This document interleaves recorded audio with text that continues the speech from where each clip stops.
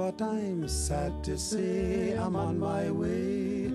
Won't be back for many a day. My heart is down, my head. Well, hello again. Mickey and I are delighted to be here, and hopefully you will enjoy this. So I think maybe we should plunge right in, because as everybody is only too aware, there have been fireworks popping out everywhere, gratis Meghan and Harry. I mean, it has to be said, they're like Vesuvius. I mean, I was always told that people who have an excessive energy to a certain point, it's actually not a sign of health. It might actually be a sign of some sort of disturbance. And I have never seen any couple ever before, or indeed any individual that I have run across. And I have met people like Jackie Kennedy and the Queen. And as everybody knows, I even wrote a biography of the Princess of Wales, too, actually. Nobody that I have ever run across actually gives with a flourish that they do. It is, the whole situation is compulsive, and actually, I don't know about all of you, because I know that everybody's fascinated in much the same way that we stand by as a train is about to hurtle off the tracks. Fascinating, but my goodness. Please, for some sassies. Anyway, first question. From Jane Mullen. Dear Lady C, I have just encountered your YouTube channel and have naturally subscribed. I simply adore your posts. Thank you very much. And very astute insight into Harry and Meghan publicity kraken. Thank you. Lady C, although the Oprah interview is yet to air, the preview appears to hint at more relentless woe is us victimhood from Harry and Meghan, and it includes dramatic introductory music. Well, of course it would, my dear. It's Oprah, you know. She's a consummate professional. Oh, so anyway, to not interrupt, including dramatic introductory music, belly cupping. I call it belly clutching, but you can call it belly cupping. Diana's eyeliner, oh yes, absolutely, but it doesn't look quite the same on Meghan because she has tiny little eyes while Diana had huge eyes. And that annoying claw hand relentlessly cutting off Harry's circulation. Oh gosh, you couldn't make it up. I love it. Are you able to provide some insight into how the palace may respond to this? By palace, I mean naturally Her Majesty. Love from the Antipodes. Well, Jane Mullen, you are a card. You certainly had me laughing. Well, I would not be presumptuous enough to quote the Queen directly, or to say that X told me that the Queen said Y. What I will say, and this is from very, very good sources, very close to the family. Nobody can believe it. Oh, it has come like a bombshell. It's been like a tsunami where they're concerned, to mix my metaphors. You know, the treachery is what is disturbing everybody. And the blindness of Harry and Meghan, well, maybe she's not blind, but he certainly is, that they can't or won't see how completely unacceptable their behavior is. And I mean, let's face facts, their behavior is incredibly unacceptable. I mean, it's actually, can you imagine the grandson and granddaughter-in-law of a president of the United States briefing against the family? I mean, when Reagan's daughter, very mildly and in a very minor way, actually, skirted around issues to do with her parents, she was roundly and rightly condemned. Well, my understanding is that the family is really deeply upset about it. It has certainly contributed to Prince Philip's condition. Prince Philip has called in the Prince of Wales, and my understanding is that he called him in to basically draw a line and to basically assert his role as the head of the family, because the Queen may be the head of the nation, but Prince Philip is the head of the royal family. I mean, can you imagine, 99 years old, you're really ill, and there are these loose cannons rattling around on the deck of your ship. Imminently, there is the danger that the cannon can bore a hole in the side of the ship and let in water. I mean, you really do have to sympathize with the family. They are also beyond furious, as is the palace. And by the palace, I now mean the courtiers. That the careful calibration of news and the release of news has become impossible, because Meghan and Harry, 2 and 3 times a week, every week, are grabbing attention. Oh, look at me, I'm doing this, I'm doing that. Every week it's something new. The Queen gave a really important speech, because, I mean, you wouldn't know it to listen to Harry and Meghan, that we are in the midst of a pandemic where many people have lost their lives, many people have had their health endangered, and many, many more people are going broke.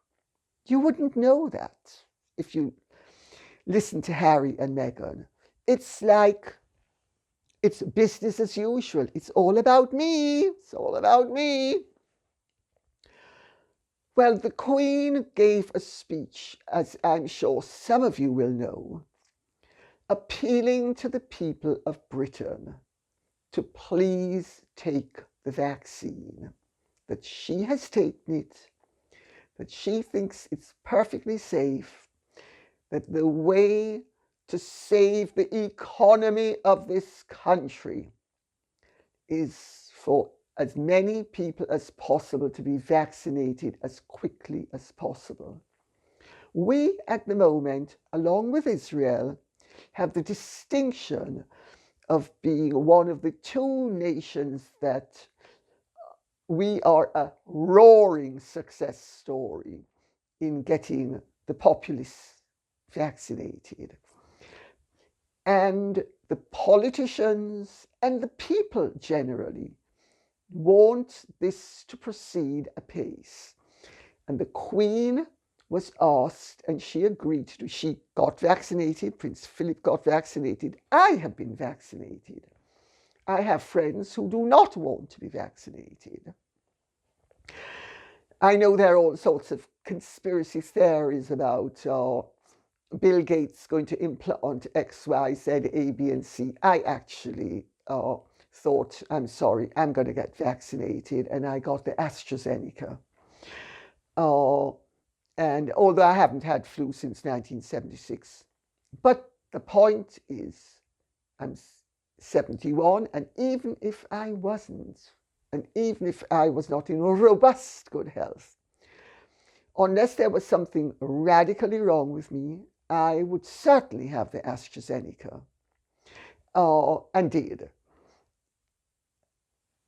In the midst of all of this, what do Harry and Meghan do? They're busy stealing the Queen's thunder. They're dampening her message. So nobody's speaking about the Queen's message. Should we or should we not be vaccinated? They're all speaking about wretched Harry and wretched Meghan.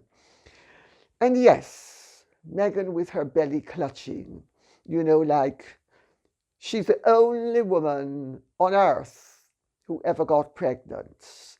And she has to remind herself and everybody else at every moment that she has been implanted with royal seed and is bearing a royal fruit. It is so vulgar. It is so tacky. It is so exhibitionistic. And did you notice, incidentally, that Meghan, in the photos that have been released and the clips of the preview of the Oprah interview, her bust is now as big as it was when she was a bag girl, or whatever it's called, deal or no deal, whatever they call it, where she, briefcase girl, suitcase girl, whatever it is. She's got ginormous bazookas at the moment. Are they padded? It certainly looked to me as if there was a generous amount of lining to the outfit, and that she was bulking up for public consumption. But what I also noticed was, and I found this very interesting, that the bump was nowhere near as protuberant as it had been when she was lying under the tree of life, adoringly gazing into Harry's beautiful eyes. And well, you couldn't make it up. I mean, I'm really sorry. It's the whole thing is so exhibitionistic.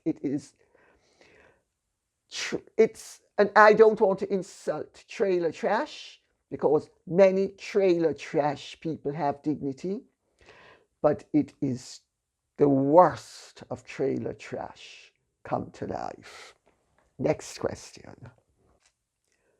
This is from MackenziePoet.com. Cher Madame, by your myriad classical allusions and use of English in general, it is obvious to viewers that you are a lady of culture, elegance, and refinement. That said, may I please ask your kind opinion concerning something rarely discussed, namely Harry Meg's culture, or more realistically, appalling lack thereof. Funny that I should just have been mentioning about trailer trash. Anyway, so I'll pick up back. Appalling lack thereof. It would seem that theirs is the culture of what we Americans call trailer trash. Wonderful. Read limited to television and Netflix. Well, I'm sure the television programs and the Netflix programs would not involve things like the Medici or anything as elevated as that. Oh. Furthermore, Harry's pre-Meg behaviour would seem to indicate an utter lack of interest in literature, the arts, Italian opera, classical theatre, ballet, and the like. Finally, would you be able to discuss the problem of an already culturally illiterate prince marrying a corn-fed Neanderthalette?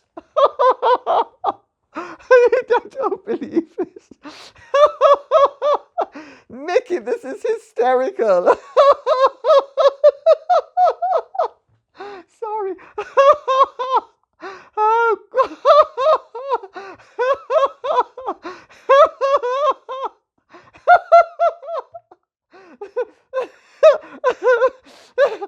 corn-fed Neanderthalette.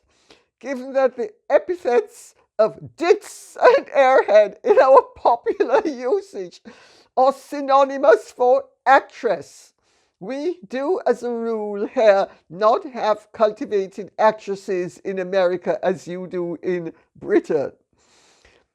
Is not cultural illiteracy a dangerous thing in a proper monarchy? Many thanks for your most elucidating thoughts on this matter of culture. All good wishes. Joseph Charles Mackenzie, American lyric poet. MackenzieLyricPoetry.com. Well, thank you so much for that question. I just love it.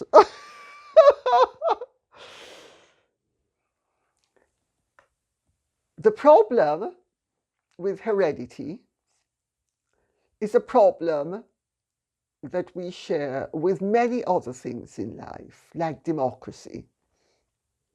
It's not dependent on IQ.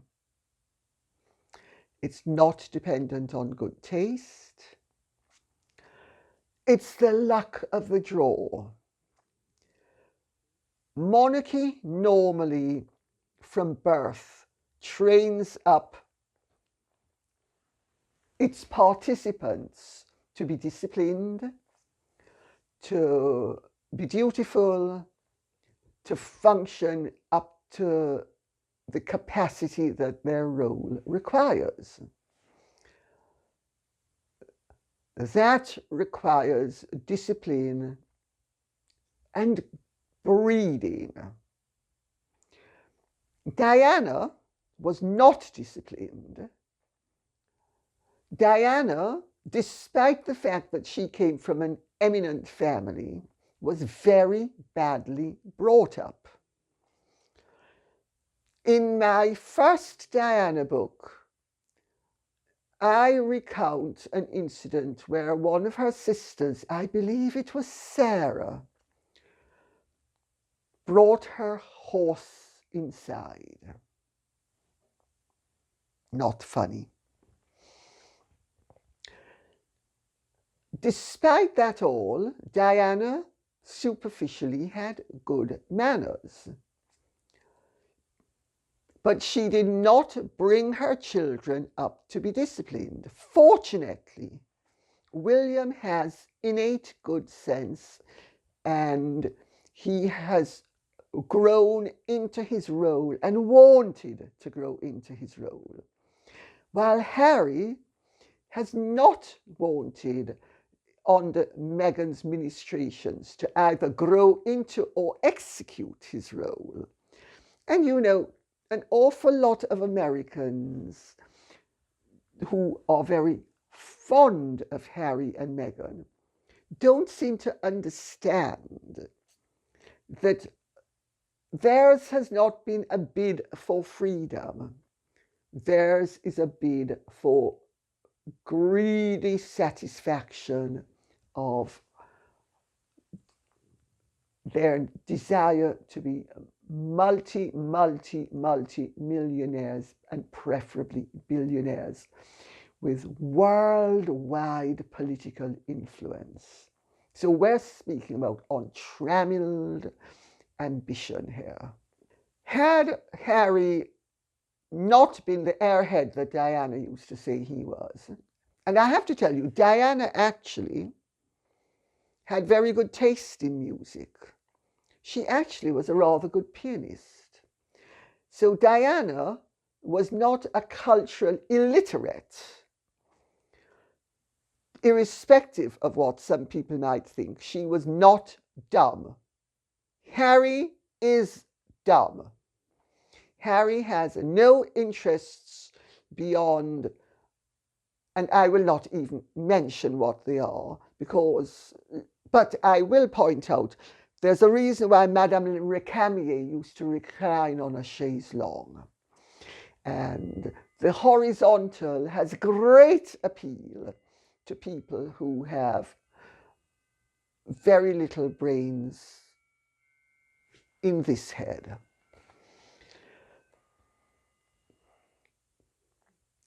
Meghan has no actual knowledge of anything approaching culture either. I mean, you only need to see the way she presents herself. You know, it's aside from the marching and the constant marching and the wearing all sorts of tacky little bits of jewelry to push the people that she wishes to push and to march. And she does have a certain degree of glamour and a certain degree of style. You may not like it, but we need to be fair, she does have it.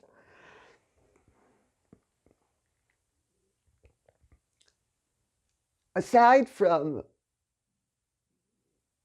enhancing herself in a physical sense, there is no evidence that Meghan has anything except the ability to cull. Aphorisms from usually second rate, but occasionally first rate, pseudo-philosophers or actual philosophers. So she's always coming out with quotes, and she's always, I mean, she's a great copyist. But original? Well, not in my opinion. Although she is unique in the degree to which she possesses ambition and the determination to succeed. And let us not ignore that. When Victoria Mather said that Meghan was, I think it was a click or 3 or 4 above trailer trash, she was roundly abused in England. Well, I have to tell you, I think that Miss Mather was absolutely right. Because, and I hope I'm not insulting trailer trash, because if they're decent and have no taste, they are worthy of respect. But Meghan, her conduct is such that I cannot for the life of me see how anybody in their right mind could consider her fit for anything except doing with her what we do with our bowel movements. Flush it. The next question is from Jane Evans. Lady C, I wasn't sure how to send a question to be considered for your videos, so I thought I'd try this way. Can you please share your thoughts on Meg and Haz, Meg's new nickname for him, hiring a guidance team for Archie to ensure that he has or will develop outstanding intelligence and be superior to other children, etc. I see that Haz has said that Archie's first word was crocodile. Right. They want ice water in hell too. I love your videos. Oh, how very witty. Oh, dear. Well,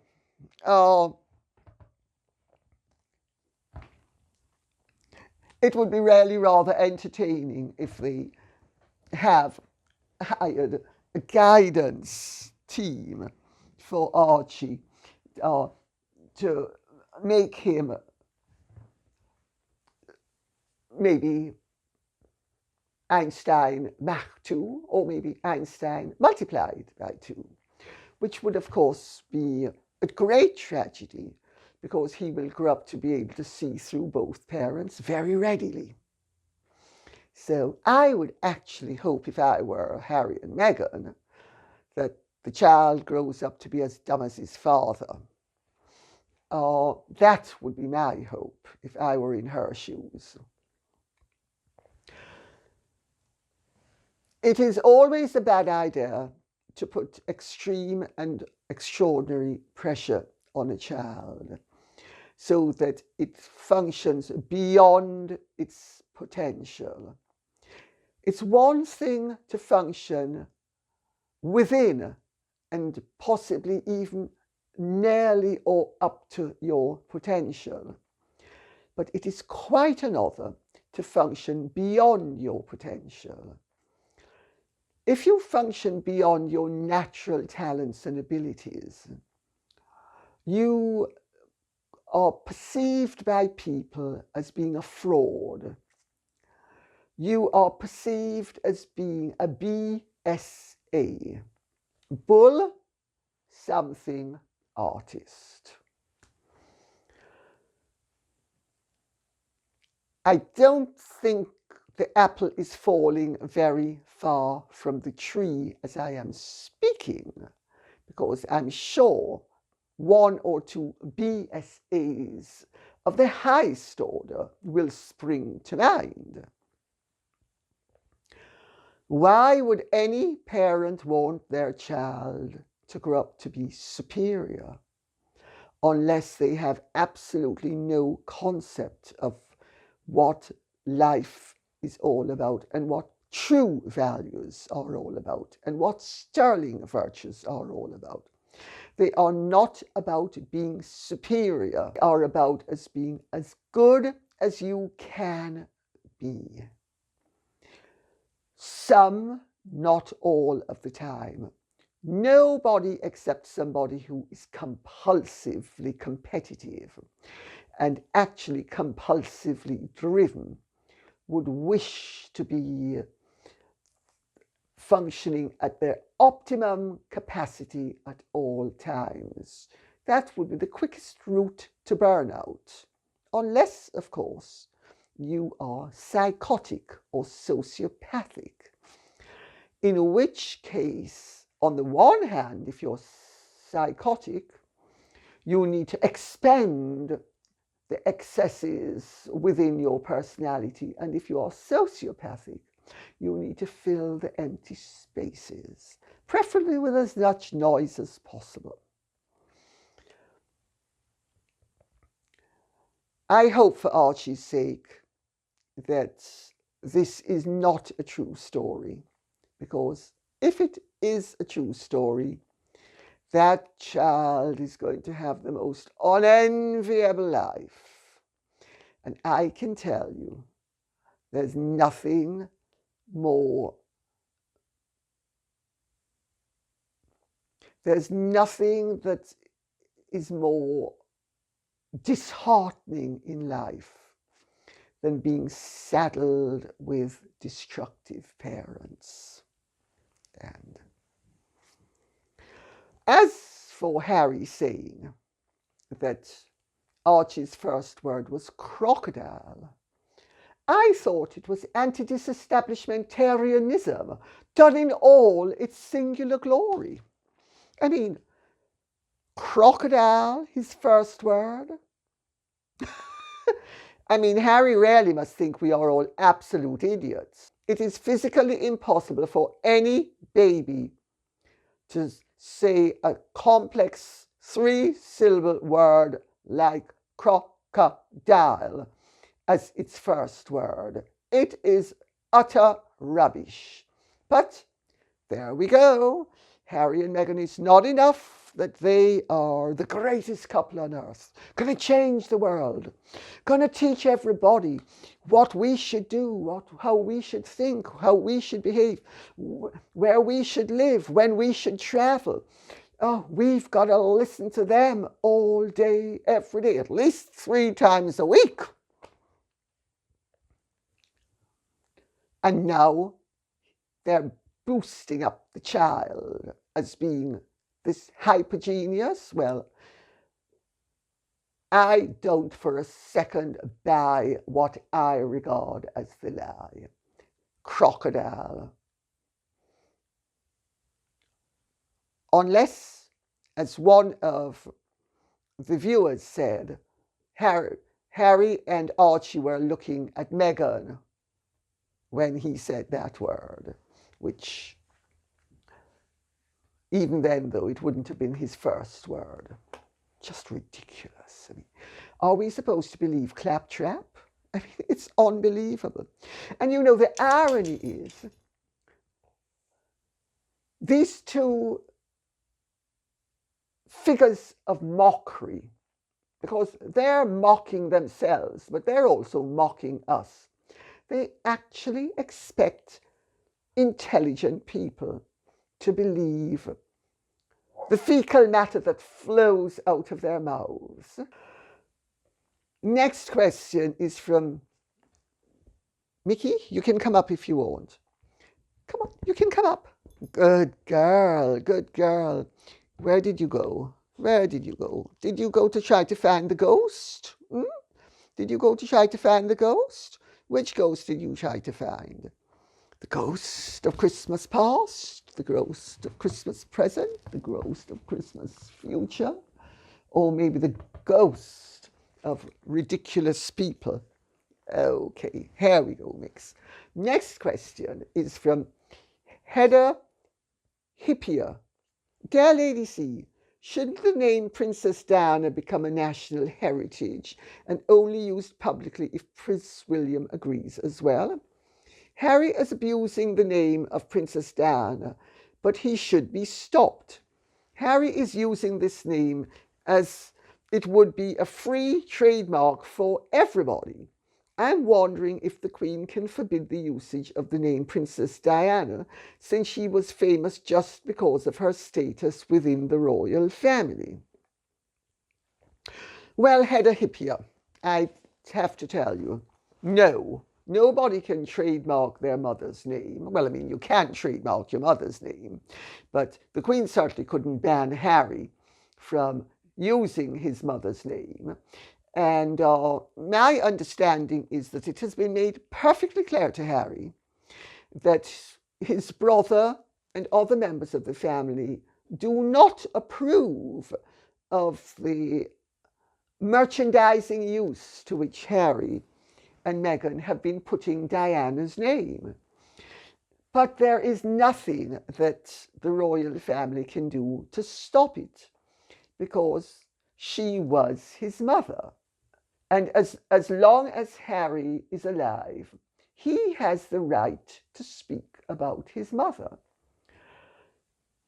Even if half of what he says, and I can tell you I know what I'm talking about now, bears as much relationship to the facts as a work of fiction by Barbara Taylor Bradford would compare with a biography of a historic figure by Stefan Zweig. So let's put it like that. Absolutely exploiting his mother's name, exploiting the condition. But there is little doubt in my mind that Harry is one half of a duo, and that the duo is what is exploitative. Not one part of the duo, but both parts of the duo. I have been told, how true it is, I do not know, but I have been told, and I believe it to be true because I've got it from very good sources, several good sources, that Meghan was obsessed with Diana long before she met Harry. She was a student of Diana. She tried to emulate Diana. She tried to use Diana as a role model.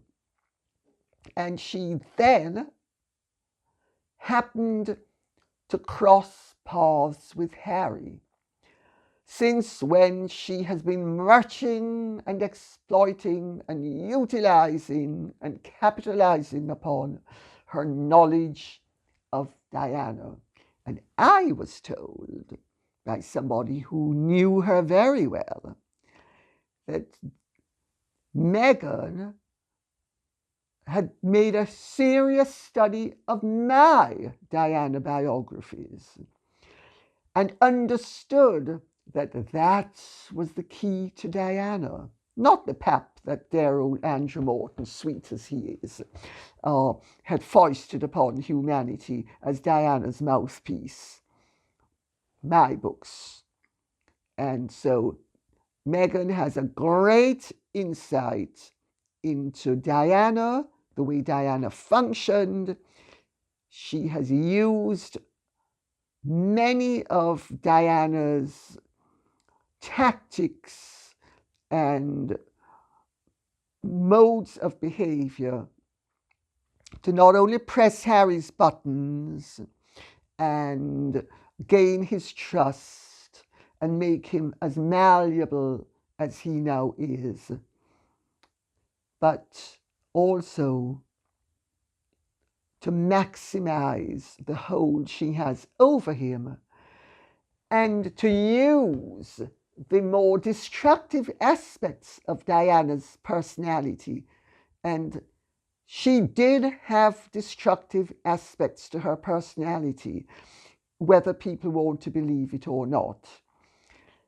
And these are things that Harry seems to not understand. And Harry is neither intelligent enough, nor spiritually evolved enough, nor psychologically mature enough, nor actually adult enough to understand that you can love someone and see her in all her glory, both good and bad. He doesn't understand this. He thinks that if Mummy did it, it's fine. So Mummy stabbed Daddy. Mummy was undermining the rest of the family. That's fine because Mummy did it. Well, it's not fine. Treachery is never acceptable. As I once told my mother, I said, you know, you do not seem to understand that treachery is not an accidental happening.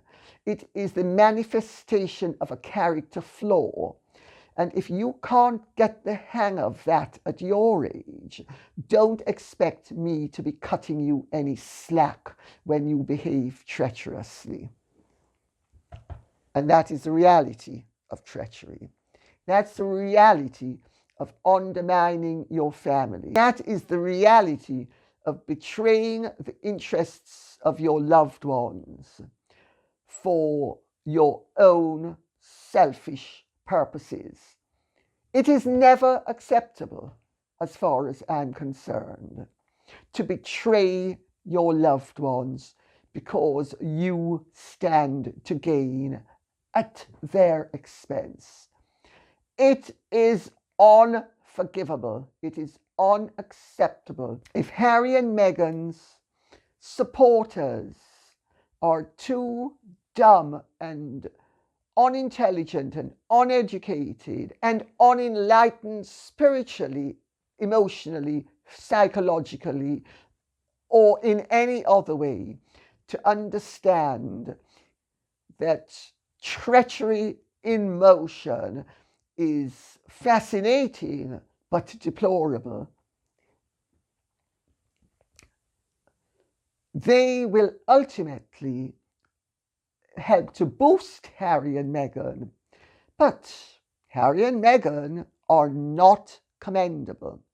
They are two people that I would actually say, join the pantheon of people like my mother. Examples of what to avoid. That's my take on them. So the next question is from Vic M. Lady C, I do miss Misha, but you are magnificent alone. Thank you very much. And yes, I'm glad you miss Misha, but Misha has other fish that he's frying at the moment. Surely the royal family must be fuming and disgusted that Harry is still playing the Diana card. How facetious of them, but surely the true parallels are that both Diana and themselves courted the press to purvey their propaganda. Very well put.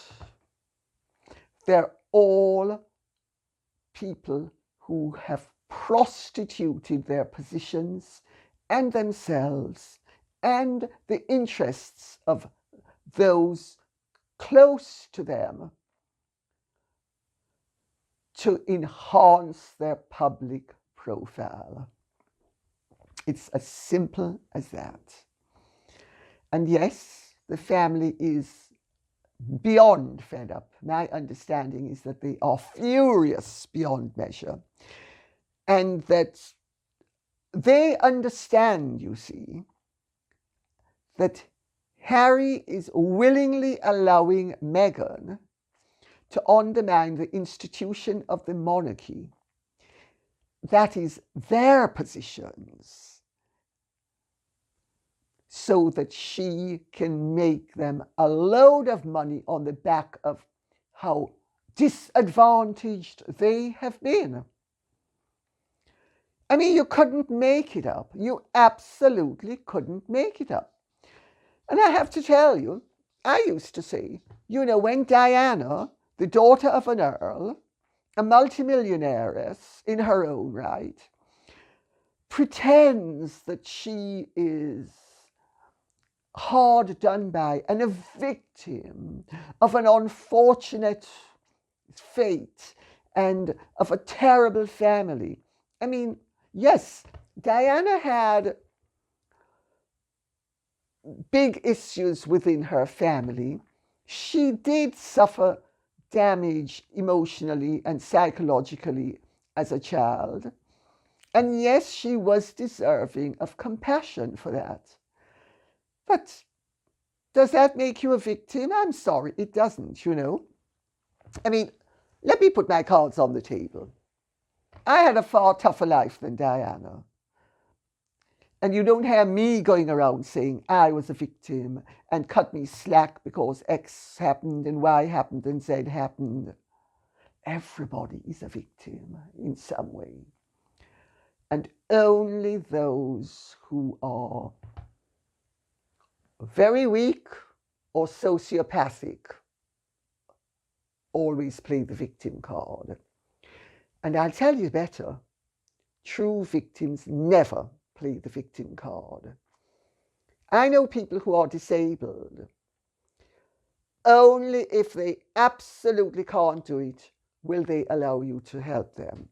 They understand the virtue and the merits of standing on your own 2 feet, counting your blessings, doing what you can for yourself, and only then, after you have given it your very best shot, do you allow others to possibly intervene.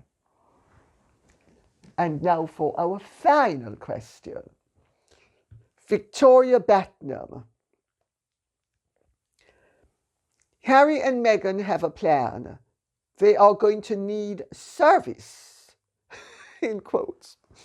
It goes something like this. They go to a charity facility, bring along their photographer, hand over a few token products, pretend that these will change the lives of the poor and disadvantaged, hop into the limo or helicopter, go back to their mansion, and these superheroes, who are certainly from another planet, think that their token BS, bull something, is service.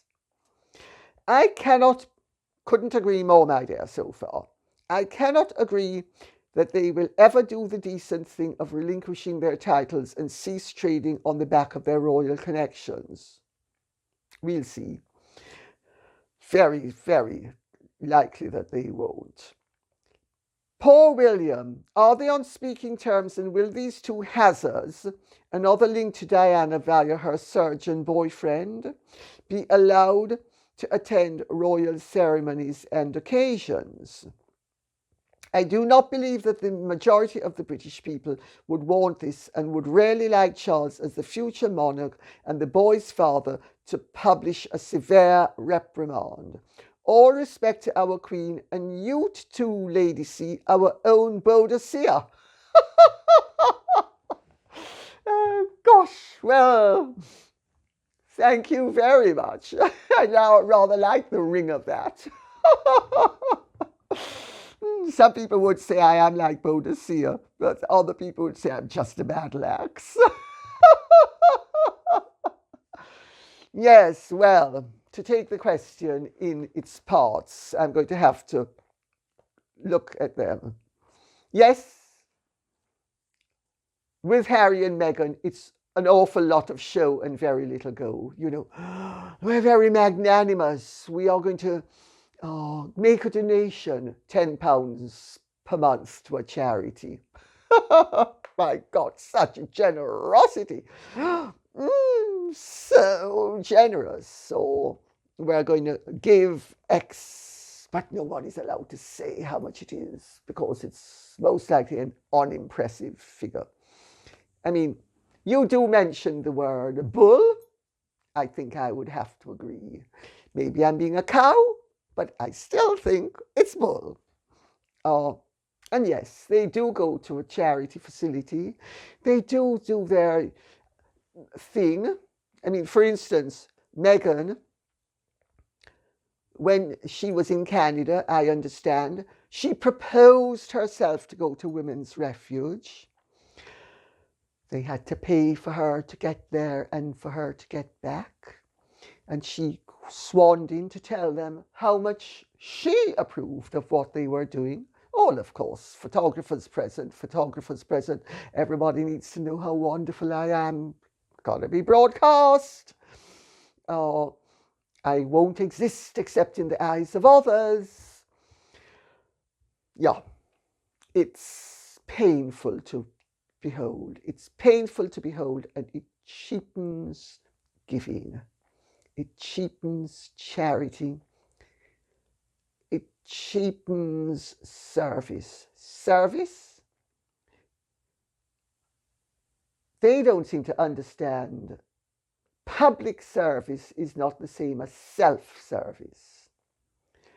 Self-service is posing as Mr. and Mrs. or Duke and Duchess of Wonderful, lecturing everybody, going back into the splendor of your recently bought house, cooking up ways of keeping yourself at the forefront of everybody's attention so you can convert it all into money, while at the same time wallowing like pigs in the mire at the attention that you demand and have orchestrated. There is something really sick about the whole thing, in my view.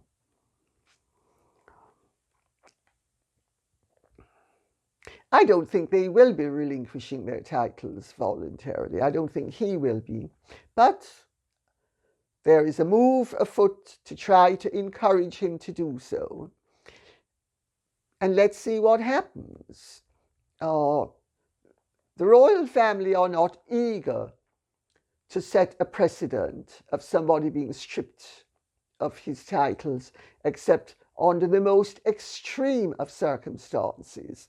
And regrettably so far, their impersonation of Judas Iscariot does not actually qualify them for the actual enormity of being stripped of their titles. That's why there is a move afoot for it to be done voluntarily. Will they be allowed to attend royal ceremonies and occasions? Well, you know, the Queen loves Harry and Charles loves his son. All families that have troubled relations try wherever possible to mitigate the situation to the extent that it's not open warfare and there is a veneer of habitability about it all. Let's put it that way. And if you're well bred, you are brought up from the word go that in public you do not actually behave in such a way that people looking at you from the outside will detect the animosity. Will they be at events? I would be very surprised if they're not asked. It will be very interesting to see if they come, the reception they will be given. But I can tell you something. I know that privately, nobody wants to clap eyes on either of them again, except possibly for the Queen and Prince Charles. And I agree with you.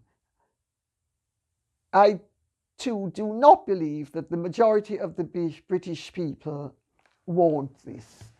I get so many letters and so much communication from the public who are absolutely horrified by what is going on. But I've got news for you.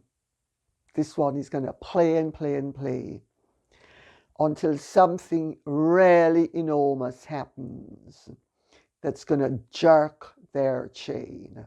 In the meantime, they're going to be cocking a snook at everybody because that's what people of their ilk do. And make no mistake about it, Meghan has absolute contempt for anybody who does not worship at her altar. Absolute contempt. It makes it very easy, therefore, for her to work her way through people and through countries and through families. Because if you're not giving her what she wants, you are expendable and you are dismissed. And on that note, I will say thank you very much for listening.